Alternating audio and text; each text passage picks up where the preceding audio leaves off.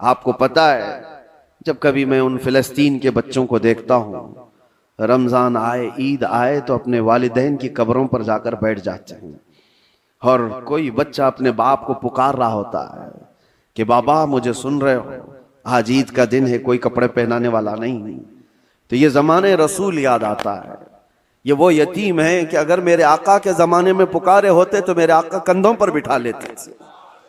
आज उम्मत पर कुछ एहसास नहीं होता। उनकी चीखें, उनकी पुकार को सुन करके सब हम अपने अपने ऐश में मसरूफ रहते हैं। अपने दिल के अंदर एहसास पैदा करो, दिल नरम हो जाएगा।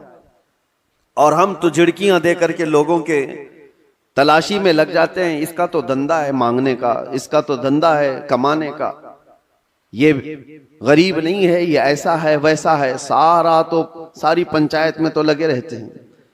क्या कोई यतीम मिलता ही नहीं, कोई मिस्कीन मिलता ही नहीं जिसके सर पर हम हाथ रखें? मेरे अजीजों, आज के दौर में भी बहुत है इस तरह के कुछ गैरतमंद लोग वो हैं जो जिंदगी पर सवाल नहीं करते।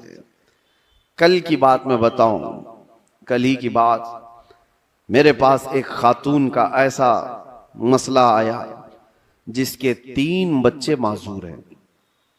एक 14 साल का, दूसरा 12 साल का, तीसरा 9 साल का। तीनों बिस्तर पर, हाथ पांव मुड़े हुए, सर झुका हुआ, न बोल सकता है न हाथ उठा सकता है, पेशाब पखाना सब बिस्तर पे। और शोहर का इंतकाल हो चुका।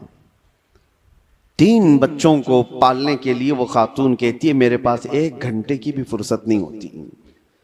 उसको खिलाकर फारिग हो जाऊं तो इसका होता है, इसको खिलाकर फारिग हो जाऊं तो इसका होता है, इसका पेशाब साफ करूं तो इसका होता है, इसका पेशाब साफ करूं तो इसका होता है।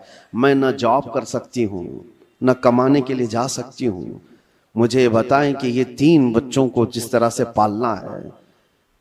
और आखिर में उस खातून ने जो बात कही मेरे दिल पर लगी। मैंने कहा घबराहट और बेचैनी में कुफ्र तो नहीं करती कि मेरे घर में ऐसा क्यों हो गया?